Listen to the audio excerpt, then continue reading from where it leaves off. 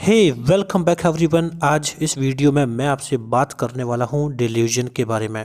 This is really very important for your exams like MPhil clinical psychology and net psychology. So in this video I will describe that delusion क्या है और delusion के types क्या होते हैं। आप इसे अंत तक देखें, लेकिन उसके पहले आप जानिए कि अनअकैडमी आपके लिए क्या खास लेकर आया है जो कि आपके लिए बहुत ही लाभदायक हो सकता है। So know also this, don't forget to join Unacademy's road map and strategy for JRF 2021। Unacademy की इस प्रेजेंटेशन को ज्वाइन करना मत भूलें। ये आपके आज और कल अर्थात 9 और 10 दिसंबर को होने वाला जो ये फ्री लाइव सेशन है, इसको ज्वाइन कीजिए और जानिए कि आप कैसे अपकमिंग 2021 में होने वाले JRF एग्ज़ाम को क्वालिफाई कर सकते हैं। एंड ऑल्सो मैंने आपको पहले बताया था कि अनअकैडमी ने MH सेट के लिए रिवाइजेशन स्टार्ट किया था, जो कि 1 दिसंबर से स्टार्ट हुआ था। आप कम समय में इसे ज्वाइन करके अपनी स्टडी स्किल्स को इन्हेंस कर सकते हैं और आप अपने एग्जाम्स को क्वालिफाई कर सकते हैं। And the next thing is that कि अनअकैडमी ने आने वाले JRF के लिए दिसंबर 1 से डिटेल्ड कोर्स शुरू किए हैं, जो कि आपके JRF 2021 को टारगेट करके क्रिएट किए गए हैं। आप इसे ज्वाइन कर सकते हैं और आप अपने स्टडी में बूस्ट कर सकते हैं। So now let's understand that what is delusion. मैं आपको बता दूं कि अगर आप इस PDF को प्राप्त करना चाहते हैं तो टेलीग्राम पर जाकर PDF को प्राप्त कर सकते हैं। ओके, अब बात करते हैं डिल्यूजन क्या है। इसके पहले मैं आपके सामने हेलुसिनेशन, साइकोसिस, बहुत सारे वीडियोस लेकर आया था। तो जब मैंने हेलुसिनेशन के बारे में बताया था तब मैंने आपको डिल्यूजन के बारे में बताया था। Delusion is a mental disorder जहाँ पर क्या होता है कि फॉल्स बिलीफ होते हैं और जो कि कॉन्फ्लिक्ट होते हैं रियलिटी से। यानी वस्तु तो सामने होती है, कोई ऑब्जेक्ट अर्थात स्टिमुलस तो सामने होता है, लेकिन कोई पर्सन उसे रॉन्ग तरीके से परसेप्ट करता है। जैसे मान लीजिए अगर कहीं पे कोई लकड़ी पड़ी है और उस लकड़ी को कोई बोलता है कि ये लोहे का टुकड़ा है। ऐसे ही कोई रस्सी पड़ी है, रस्सी को कोई बोलता है ये सांप है। Okay, so this type. So delusion is a fixed false belief that conflict with reality. Often part of psychotic disorders. Delusion psychotic disorders का हिस्सा होता है। एंड delusion आपके hallucination के साथ होता है। और मैंने आपको बताया था कि हेल्यूसिनेशन क्या होता है। हेल्यूसिनेशन होता है जहाँ पर कोई चीज़ रियलिटी में होती ही नहीं है, अर्थात स्टिमुलस होता ही नहीं है, उसके बाद भी किसी पर्सन को वो चीज़ें दिखाई दे सकती हैं, सुनाई दे सकती हैं और उनके बारे में वो फील कर सकता है। तो ये हेल्यूसिनेशन का एक वीडियो पर्टिकुलर मैंने बनाया था, आप उसे देख सकते हैं। वहाँ पर मैंने सभी चीज़ों को डिफाइन किया था। So you need to keep in mind that delusion is a fixed false believe that conflict with reality, जो कि रियलिटी से कॉन्फ्लिक्ट करता है और सच में इसके सामने कोई ऐसा जो स्टिमुलस होता है वो स्टिमुलस को एज इट एज ना समझ के लोग उसको दूसरा समझते हैं। सो दिस इज द डिल्यूजन। अब बात की जाए इसका करेक्टरिस्टिक्स क्या होता है, तो करेक्टरिस्टिक्स के बारे में है सर्टेनिटी, यानी जब किसी को ऐसी प्रॉब्लम होती है तो उनके लिए ये जो कॉन्सेप्ट होते हैं वो एब्सोल्युटली परफेक्ट होते हैं। उनको लगता है कि यही सही है, वो किसी की दूसरी को बात को नहीं मानना चाहते हैं। अगर किसी पर्सन को रस्सी की जगह सांप स्नेक दिखता है तो वो उसको स्नेक ही मानता है, उसी तरह से वो डर भी जाता है और स्नेक समझकर ही अपना बिहेव करता है। तो ये सर्टेन होते हैं। इनकरेजिबिलिटी, इन्हें आसानी से चेंज नहीं कर सकते हैं, ये जैसे तैसे रहते हैं और लोगों को कितना भी समझा जाए लेकिन वो वैसा नहीं मानते हैं।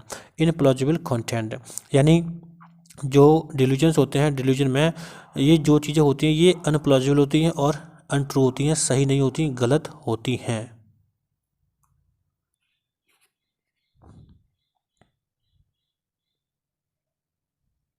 या फिर ये कह सकते हैं कि ये अकल्पनीय होती हैं, जिन पर कोई भी हम विश्वास नहीं कर सकते हैं। किसी व्यक्ति को किसी स्टिमुलस को देख के क्या नजर आए इसके बारे में कोई सत्यता नहीं होती है।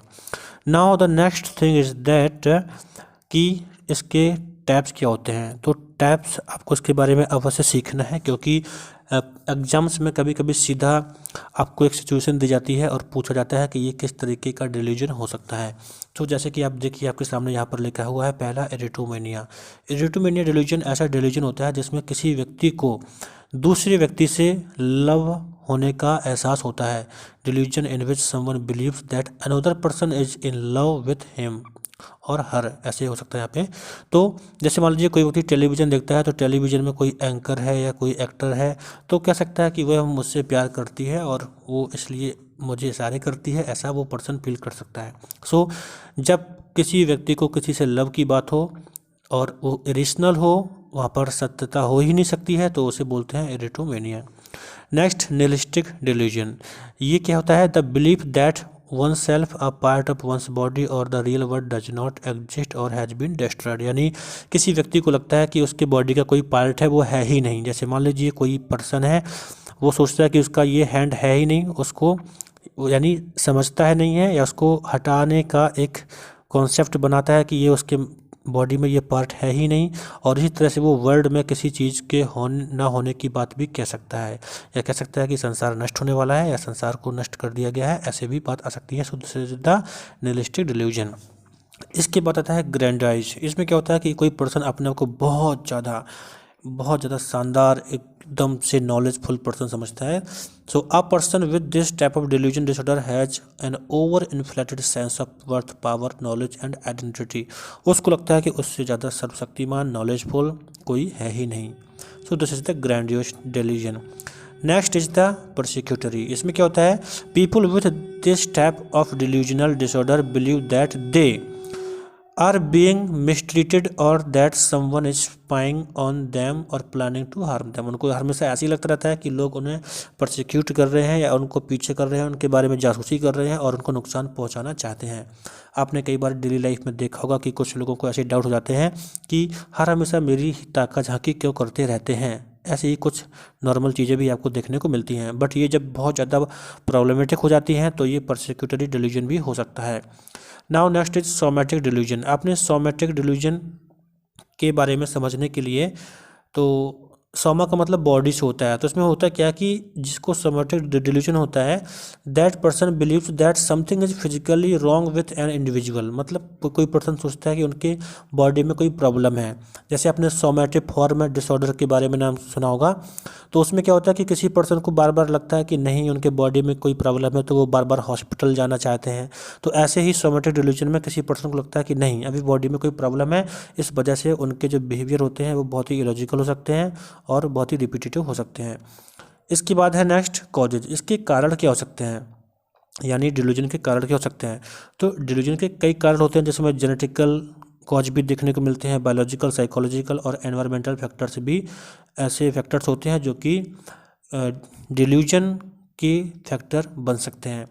Now abnormalities in the brain में ऑल्सो प्ले अ रोल, यानी ब्रेन में किसी तरह की एबनॉर्मलिटी भी एक कॉज हो सकती है डिल्यूजन का।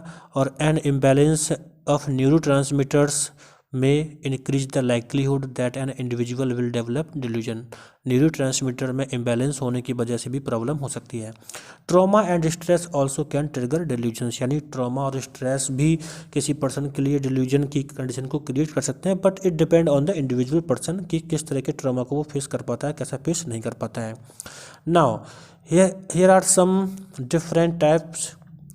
यहाँ पर मैंने कुछ एक फिगर क्रिएट किया है। The following are some conditions जहाँ पर डिल्यूजन्स हो सकता है, जैसे कि पार्किंसंस डिसीज हो, ब्रीफ साइकोटिक डिसऑर्डर हो, डिल्यूजनल डिसऑर्डर हो, या फिर डिमेंशिया हो, या फिर स्किज़ोफ्रेनिया हो और मूड डिसऑर्डर हो। तो इन जगहों पर या इन कंडीशनों में भी डिल्यूजन पाया जाता है। तो आप इसे समझिए, इसका स्क्रीनशॉट भी आप ले सकते हैं। नाउ नेक्स्ट इज दैट की ट्रीटमेंट क्या हो सकता है। सो treatment for delusion often include combination of medication and therapy. Delusion को ठीक करने के लिए मेडिकेशन का उपयोग किया जाता है और थेरेपी का भी उपयोग किया जाता है। तो यहाँ पर कुछ जैसे आपका मेडिसिन्स में है, टिपिकल और फर्स्ट जनरेशन एंटीसाइकोटिक्स होती हैं जो कि दी जाती हैं। और ये मेडिसिन क्या करती हैं? These medicines are use to block dopamine receptors in the brain. Dopamine is neurotransmitter that is believed to be involve in development of delusion. तो आपके लिए ये इंपॉर्टेंट पॉइंट है, आपको ध्यान रखना है कि ये जो एंटीसाइकोटिक्स मेडिसिन होती हैं फर्स्ट जनरेशन टाइप की, इनका यूज़ किया जाता है डोपामाइन्स को ब्लॉक करने के लिए, डोपामाइन रिसेप्टर्स को ब्रेन में ब्लॉक करने के लिए। और ध्यान रखना है कि जो डोपामाइन होता है वो एक ऐसा न्यूरोट्रांसमीटर है जो कि ऐसा माना जाता है कि डिल्यूजन्स के डेवलपमेंट में ये इन्वॉल्व होता है। So keep this in your mind, इसे आप याद कर लीजिए। And second is typical antipsychotics. तो इसके बारे में क्या है कि these medications are use to block dopamine and also serotonin receptors in the brain. इसमें डोपामाइन और सेरोटोनिन दोनों को दोनों के जो रिसेप्टर्स होते हैं इनको रोकने की बात की जाती है। और इससे क्या होता है, this leads to different side effect profile than the first generation antipsychotics. ये आपके फर्स्ट जनरेशन के जो एंटीसाइकोटिक्स होते हैं उससे डिफरेंट टाइप में काम करते हैं। इसके बाद क्या है, tranquillisers. Sometimes these medications are used to address anxiety, agitation और sleep issues common in people with delusional disorders। तो इनका भी यूज किया जाता है, ट्रैंकुलाइजर्स का। एंटी डिप्रेसेंट्स का भी यूज किया जाता है। These medications may be used to treat depression if someone with a delusion and experiencing a mood issue। अगर किसी को मूड इश्यू प्रॉब्लम हो रही है तो फिर इनका यूज किया जाता है। इसके बाद इनको यूज करने के लिए CBT का यूज किया जाता है और फैमिली थेरेपी का यूज किया जाता है। CBT के माध्यम से उनके खुद के थॉट्स को चैलेंज किया जाता है और फैमिली थेरेपी के माध्यम से फैमिली मेम्बर्स को सिखाया जाता है कि कैसे आप उस पर्सन का सपोर्ट करें। सो this is about delusional disorder. आप समझ गए होंगे कि डिल्यूजन क्या है और टाइप्स क्या है और कैसे इनको ठीक किया जा सकता है। So thanks for watching this video. आप मेरे साथ जुड़े रहें कुछ ऐसे ही और भी वीडियो प्राप्त करने के लिए।